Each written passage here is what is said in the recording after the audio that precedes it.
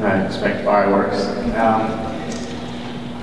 You know, I've had a lot of time to kind of break that barrier for a lot of people between fan and now competition.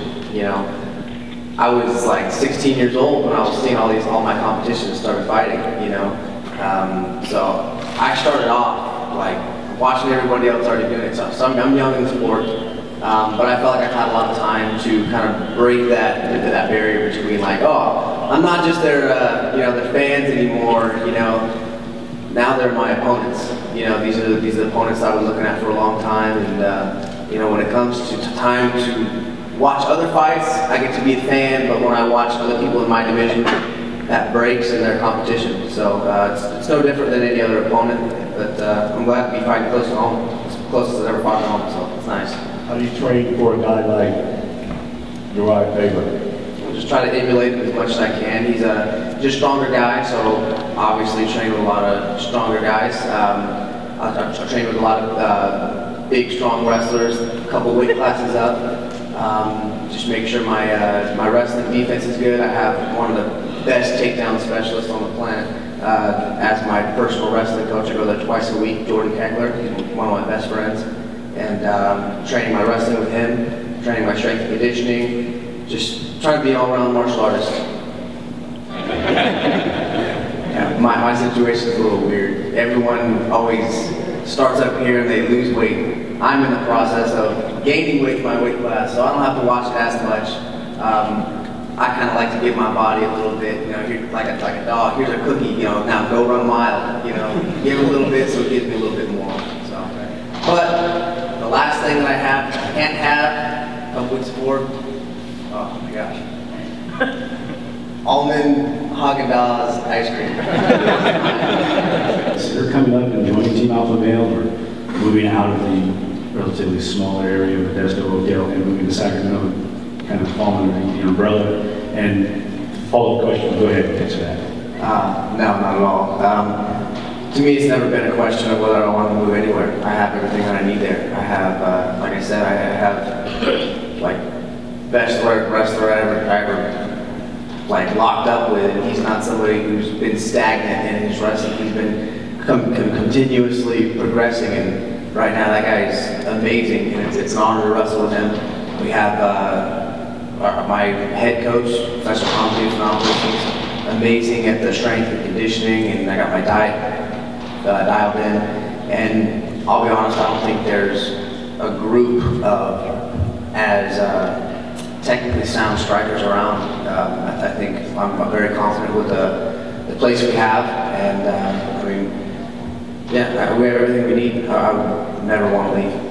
You guys train with some amazing people in your gyms. I'd like you to tell me, who should we be looking out for in your gym that doesn't have a platform yet, that isn't on a big card? Who should we be looking out for from your gyms right now? You know, we also have a lot of really good guys, but when I think about the guys that, when I'm not on my game, the guys that beat me up. And more than anybody, my older brother, Justin Smitley, he's fighting for the Palace belt coming up. My little brother, Brad McDonald, and actually like I don't even know if this kid's 17 years old, and I think he's still 16 years old. The guy's name is Sal Becerra, and he's been training with us since he was like 12, and the guy's a freaking killer. So those three guys are the people that beat me up the most when I'm not on my game.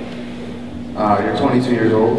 You know, I kind of look at myself. I'm 23, and I just graduated from radiography, and so I kind of see that, you know, you have an ambition and a goal.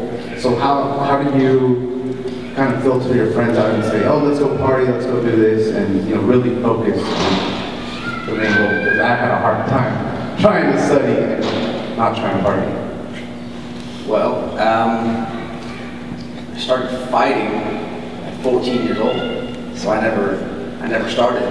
You know, this has been my life. This has been the only job I've ever had, and it's, you know, I started training at 12, and by the time I was in high school, I was already fighting adults, you know, so it wasn't something I had to make a progression over. It was hard for me for a while because I didn't get to do the normal things everyone else did. You know, I never went to like a high school football game or dances or anything like that. I never went out and partied. I was training, you know, so it was hard hard for me for a while.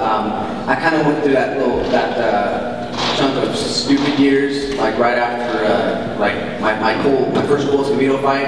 That was kind of like my time where I was like really struggling with this path that I'm on and being so young. But I feel like I'm warming up to it now. You know, the MMA and being at the highest level. I mean, what do you say to kids that want to do what you guys do?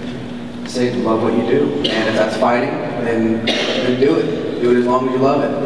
And if you stop loving it, think about it. You know, to me, I was just thrown into this. You know my story. It was just I was sitting at home. My brother's like, "Hey, you want to do a kickboxing class?" I'm like, "Sure." You know, and then, "Hey, you want a jiu-jitsu class?" No. You maybe do it anyways. And it just kept progressing. "Hey, you're gonna fight, okay?" You know, and it just turned out to be something I love to do. And that love of MMA was always what kept me rooted.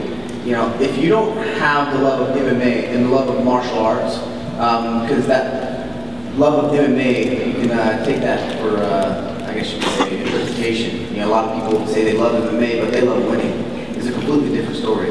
You have to love the martial arts, just like you love anything you do. If it's baseball, go do it. If it's fighting, love fighting. Don't love winning, because you're not going to win all the time. And just love going into the gym. That's what's kept me here, because I have had times where I hate this as a job.